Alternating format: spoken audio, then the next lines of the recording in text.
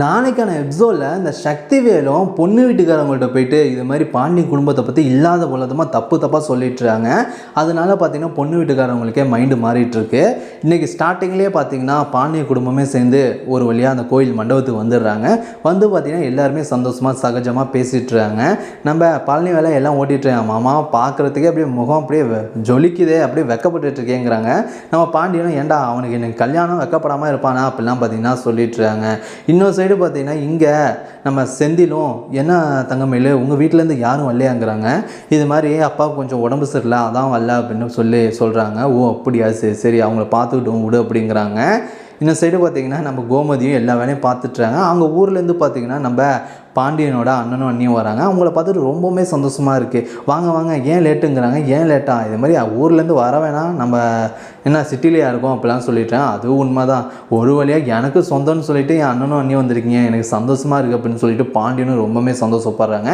சரி வாங்க வந்து உட்காருங்க அப்படின்னு சொல்லி உட்காந்து பேசிட்டுறாங்க. அப்போ பார்த்திங்கன்னா எல்லா ஜாமானும் எடுத்து வச்சுட்றாங்க. அப்போ நம்ம மீனாவும் இதெல்லாம் பொதுவாக வேலை இது மாதிரி பொண்ணு வீட்டுக்காரவங்க தானே செய்யணும், நம்ம செஞ்சிட்ருக்கோமே அத்தை அப்படிங்கிறாங்க. ஆமாண்டி நீ சொல்கிறது உண்மை தான், இந்த மாதிரி வேலைலாம் பொண்ணு வீட்டுக்காரவங்க தான் வந்து செய்யணும். ஆனால் எங்கே அவங்க மாமா விட்றாரு, இது மாதிரி பொண்ணு வீட்டுக்கு எந்த வேலையும் கொடுக்கக்கூடாது அப்படின்னு சொல்லிட்டு நம்மளை வேலை வாங்கிட்டுறாரு அப்படிலாம் சொல்லிட்டுறாங்க. அதுவும் நியாயம்தான் அத்தை, ஏன்னா மாமாவுக்கு ரொம்ப நாள் கழிச்சு கல்யாணம் ஆகுதில்ல, அதனால மாமாவும் சந்தோஷத்தில் தான் இருக்காங்க அப்படிங்கிறாங்க. ஆமாண்டி இந்த கல்யாணம் நல்லபடியாக நடக்கணுண்டி அப்படிலாம் சொல்லிட்டுருங்க. ஆனால் இன்னமும் அந்த பொண்ணு வீட்டுக்காரங்க வரலையே அப்படின்னு சொல்லிட்டு கேட்குறாங்க. ஆமாம் அதுவும் எனக்கு மனசுக்கு இன்னமும் பயமாக தான் இருக்குது.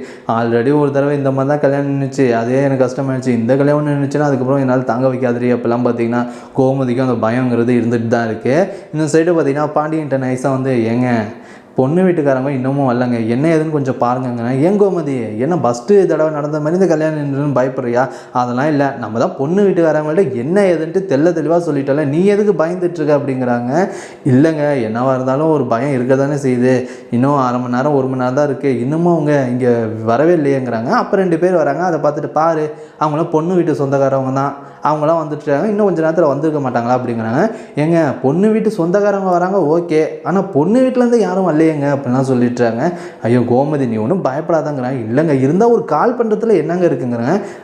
நீ ஏன் இப்படி பயந்துட்டு அப்படின்னு சொல்லி சரவணனை கூப்பிட்றாங்க. இது மாதிரி சரவணா இது மாதிரி பொண்ணு வீட்டோட நம்பர் ஒன்ட்டே இருக்காடா அப்படிங்கிறாங்க. இருக்குமாங்கிறாங்க. ஒரு ஃபோன் பண்ணுறா அப்படின்னு சொன்னோம். நம்ம சரவணனும் அவங்க அப்பாவை பார்க்குறாங்க. சரிடா அவன் அம்மா தான் பயந்துட்டு அதை ஃபோன் பண்ணி என்ன இதுன்னு கேளு அப்படின்னு சொன்னோம். சரவணனும் ஃபோன் பண்ணி கேட்குறாங்க. இன்னும் ஒரு அரை மணி நேரத்தில் அங்கே வந்துடுவோம், காரில் வந்துட்டுருக்கோம் அப்படிலாம் சொல்லிட்டாங்க.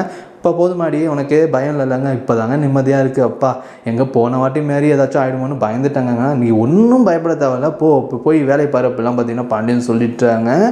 இன்னொரு சைடு பார்த்திங்கன்னா பொண்ணு வீட்டுக்காரங்க ஒரு வழியாக பார்த்திங்கன்னா அந்த மண்டபத்துக்கு வந்துடுறாங்க. நம்ம பாண்டியனும் சந்தோஷமாக கோமதி இங்கே பாரு யார் வந்திருக்காங்க பாரு, அவ்வளோ என்ன கேட்டால பொண்ணு வீட்டுக்காரங்கன்னா வந்துட்டாங்க வா அப்படின்னு சொன்னீங்க. ரொம்பவுமே சந்தோஷமாக போயிட்டு அவங்கள பார்த்திங்கன்னா வரவேற்கிறாங்க. அப்போ பார்த்திங்கன்னா ஏன் இவ்வளோ லேட்டுங்கிறேன், எங்கே வரத்துக்குள்ளே போதும்னு ஆகுது, அங்கேயும் இங்கேயும் டிராஃபிக்காக இருக்குது அப்படிங்கிறாங்க. எங்களுக்கே இந்த கல்யாண வேலையில் கையும் இல்லை காலும் இல்லை சம்மந்தி அப்படின்னு சொன்னாலும், ஆனால் பார்த்தீங்கன்னா பொண்ணோட அப்பா அம்மாவும் என்ன மாதிரி முகத்தை திருப்பிட்டுருக்காங்க. இதிலேருந்து பார்த்தாலே நமக்கு தெரியுது பொண்ணு ஃபேமிலிக்கு இந்த கல்யாணத்தில் விருப்பம் இல்லாத மாதிரி மூஞ்சை தூக்கி வச்சுட்ருக்காங்க. இதை பார்த்தோன்னே பாண்டியனுக்கு என்ன இவங்க இப்படி பண்ணுறாங்க கோமதி அப்படிங்கிறாங்க. உடனே பார்த்தீங்கன்னா சரி நீங்கள் பேசிகிட்ருங்க, நான் எங்கள் வீட்டு சொந்தக்காரங்களை போய் பார்த்துட்டு வரேன் அப்படின்னு சொல்லிட்டு பொண்ணோட ஃபேமிலி அங்கேருந்து பார்த்தீங்கன்னா போயிட்டு அவங்க ஃபேமிலி கூட பேசிகிட்ருக்காங்க. அதெல்லாம் பார்த்துட்டு நம்ம பாண்டியனுக்கு என்ன மாதிரி இருக்குது, என்ன நம்ம பேசிகிட்ருக்கோம் எதுவும் மதிக்காமல் திடீர்னு போகிறாங்களே அப்படிங்கிறாங்க. அப்போ பார்த்தீங்கன்னா நம்ம கோமதியும் அது ஒன்றும் இல்லைங்க, அவங்க பொண்ணுக்கு தானே கல்யாணம், அதனால் கையும் ஓடாது காலும் ஓடாது பதட்டத்தில் தான் இருப்பாங்கங்கிறான். நீயும் சொல்கிறது ஒரு விதத்தில் நியாயம்தான் அப்படிலாம் சொல்லிட்டுறாங்க.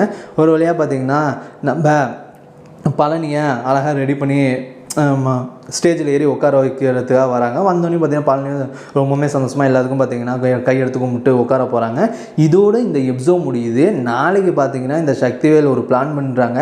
அதாவது என்னென்னு பார்த்தீங்கன்னா அதாவது அந்த கல்யாணத்தை நிறுத்திட்டு அவங்க ஒரு பொண்ணை அழைச்சிட்டு வராங்க. அந்த பொண்ணை பார்த்திங்கன்னா நம்ம பழனிக்கு கல்யாணம் பண்ணி வச்சு பழனி குடும்பத்தை அதாவது பாண்டிய குடும்பத்தில் போயிட்டு அந்த பொண்ணை வச்சு பார்த்திங்கன்னா பழி வாங்கணும் அப்படின்னு சொல்லிட்டு இந்த இடத்துல ஒரு காயை நவுத்துறாங்க.